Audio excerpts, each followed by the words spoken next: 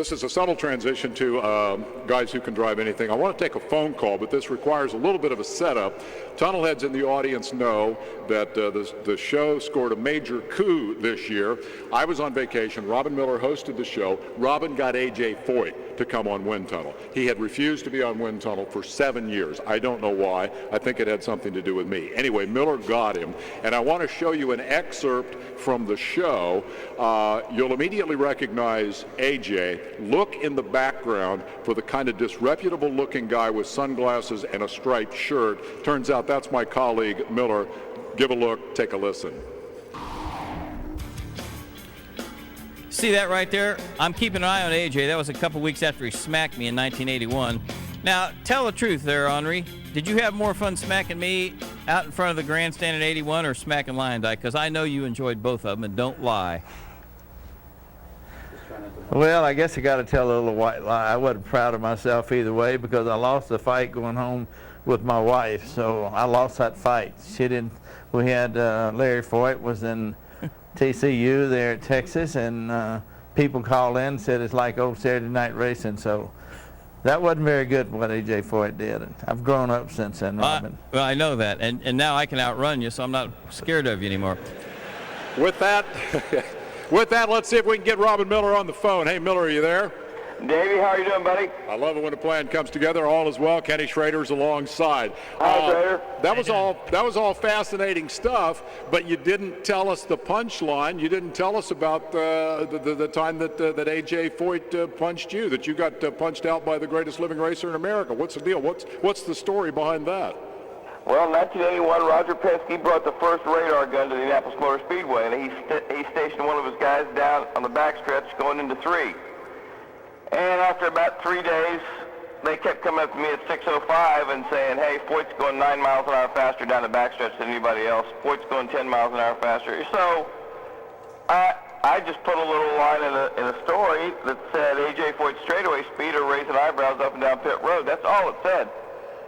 So about 5 o'clock the night before pole day, there was a yellow light, and I was standing out by the big tower on the straightaway, and there was probably 35,000 people there. And Foyt came up behind me and smacked me in the back of the head and grabbed what hair I had and jerked me behind the scoring tower and said he was going to kick my ass. And I said, there's no doubt, there's no disputing that you can kick my ass. Calm down, what are you so mad about? And he said, I'm tired of you goddamn people putting all that stuff in the paper about me cheating. And I said, I never used those words, AJ. I just kind of pointed out your straightaway speeds were 10 miles an hour faster. And he says, well, I told that Penske boy, he put that radar gun on me again, I was going to stick it up his ass. And I said, well, so then he calmed down a little bit. And so I got my pen and paper and kind of acted like I was taking notes. And Johnny Parsons was standing about 10 feet away from me, and he was nervous that he was going to have to get in and try and stop it because he knew Foyt would have killed him just as easily as he'd killed me. So when it was all done, I walked across the pit road, and these two lawyers said, that's a lawsuit. He assaulted you. I said, oh, no. I'm going to take care of business. I'm going to write a story about what a cheater he is. So typical Robin Miller, this is why I flunked out of Ball State. I wrote a story about what a cheater Foyt was. He sued me in the Indianapolis Star. He won. We printed a retraction. He was the hero. I was the asshole. End of story. And things haven't changed very much over the years. No. Hey, you burned up about 75% of your time talking about AJ. Everybody here is dying to know what you think about Danica Patrick. It's such a big buzz. This audience is with the story. What do you think about Danica going to NASCAR? Hallelujah. How's that?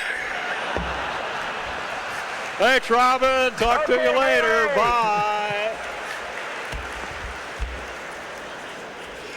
I could see Robin and AJ being a little bit of a conflict there. You got an AJ Foyt story? Oh, first time I ran a USAC stock car race, DuQuoin, we qualified third, and he was on the pole, and I just bumped him going down the back straightaway on the get-go lap. In case I never got to run with him again, I can tell my grandkids are But my wife, she got along with AJ real good, and when we were cup racing, he'd be at the race, and she'd take some people over there, and she'd walk up to him all the time and say, AJ, these are some friends of mine I wanted to introduce you to. Don't act like an asshole. And he'd say, I never do that, Dan. I never do that. But he he has his moments. But boy, what a racer! We're already behind. It's just like real WindTunnel. I'll tell you a quick story. It's really a Chris Economaki story. Economaki was working for Wide World of Sports. I think it was the first year AJ won the 500. He went on to win the national championship. The final race was at Sacramento on the mile dirt track. ABC Wide World Sports going to cover it. The producer is some New York guy who is clueless about racing, and Economaki is going to be the pit reporter. So this guy's calling him for a month. We got to get an AJ Foyt interview for that show. We got to get AJ Foyt. How do we get AJ Foyt? Chris said, don't worry about it. I'll get that taken care of. No, he calls every day going up to the race. Do we need to be out there on Saturday? Can we do the interview on Saturday and get that out of the way? AJ won't even be there till Sunday. It's a one-day race. It's a dirt track race. Calm down. I'll get AJ Foyt.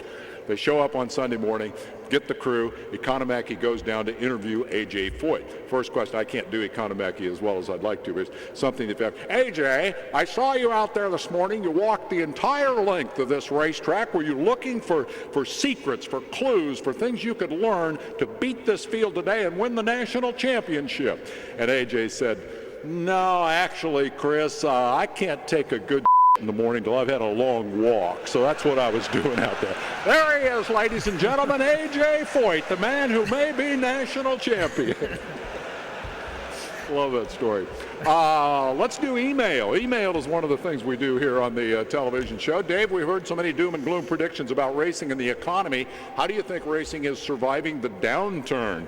Signed Tunnelhead 2. I don't know who that leaves to be Tunnelhead 1. You have an opinion about that? Well, I know that the short tracks we've been to this year have been good. I've seen some empty seats at some of the bigger events, but it just costs a lot of money to do that. We've seen a lot of cars at the local tracks, and we see a lot of vendors here, so I don't know where in the hell the money is, but people are still spending it to go racing. I know that. Yeah, I think the participation in this PRI show speaks volumes. I'll have a little more on that subject on my take a little later in the show.